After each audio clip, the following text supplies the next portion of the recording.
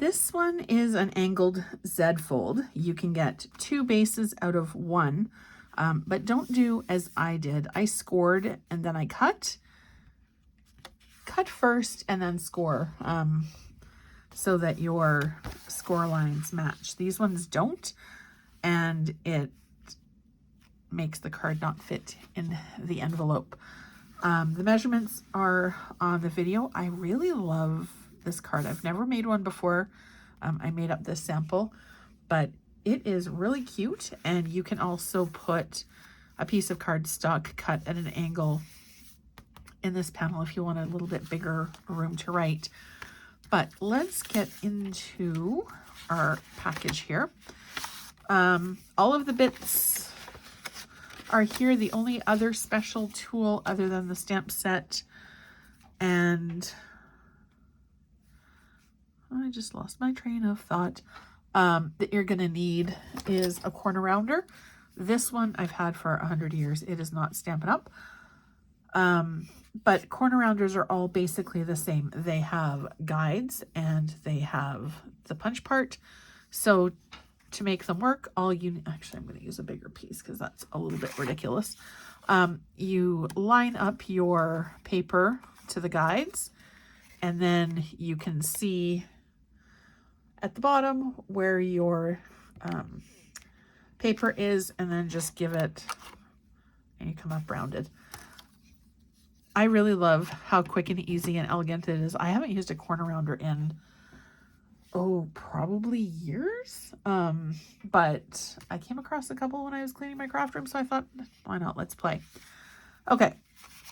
So in your package of goodies, you've got your card base. Now the card opens this way, so you're going to want to have it like this. So fold it so that the point is on the top right. Grab your bone folder and burnish. If you don't have a bone folder, ow, that hurt. Popsicle stick would work. I love I've got like 17 bone folders. Stampin' Up, non-Stampin' Up. I prefer Stampin' Up because it's thinner and less pointed, but the green one is what was handy, so that's what I used. To do our card base, all of the measurements, as I said, are in the video. Everything is angled the same, and once you get the measurements down, they're actually pretty easy. We are going to use our ATG here because I ran out of adhesive from Stampin' Up. I don't know how I did that. I usually order like 3 or 4. I've got a ton coming again. All right, so we've got our yellow base. Nothing in the center for this one. We're going to take the small flap and open it. And then we're going to take our next size and kind of center it and apply our adhesive. Now, I would recommend the first time that you do this to use non-directional paper because it is so much easier on your head. I second-guessed myself so many times with these oranges, if they were straight, if they were crooked, if whatever was going on with them. The paper is non-directional, which is fine, but you can't really tell that when you have a small piece. When you're looking at the 12 by 12, you can totally tell. But when it's small like this, it's a bit more of a challenge. And you do need to pay attention to what piece you're putting the pattern paper onto. Because with the angle, it can only go one way. This is my favorite pattern out of the entire pack. That's why we're using it. And I wasn't sure that I would like this paper pack actually, because I wasn't 100% sold on the oranges and the lemons. But I really do like it. It kind of gives you that little bit of a tropical Mediterranean feel. All right, so again, aim for center-ish. We've got our little tags here and also a cup. This cup is actually the edge of the paper, and I wanted to show you that you don't need to worry about or waste the edge pieces because you can always, we're actually going to be doing that next month too, when we do the split front cards in February. I'm gonna be showing you how you can use the pieces that come on the edge. Now, when you're fussy cutting, you get better results by moving the paper, not your scissors, and also cutting more into the scissors than right at the tip. So I like to push it as close to the join as I can, and then you get a really good clean line.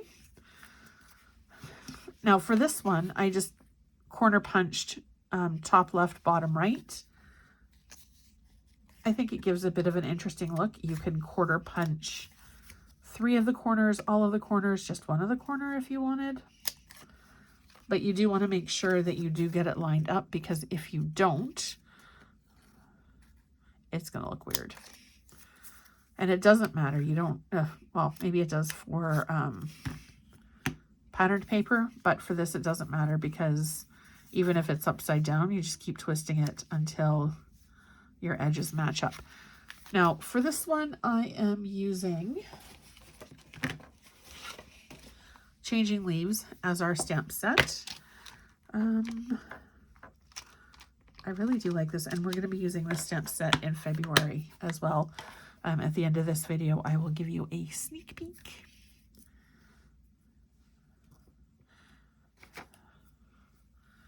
All right, so there's our stamp set. Actually, the photopolymer I like because you can kind of manipulate it a little bit. Like if you want to have a bit of a curve, if you want whatever, you can play with them a little bit more than the red rubber.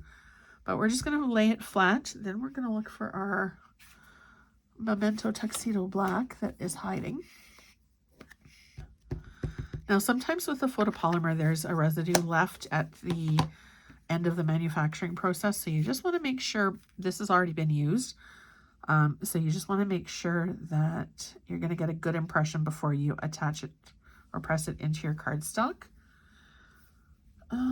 Stick that back over there so we don't lose it. And then, actually I'm going to put it in the case, not on the case.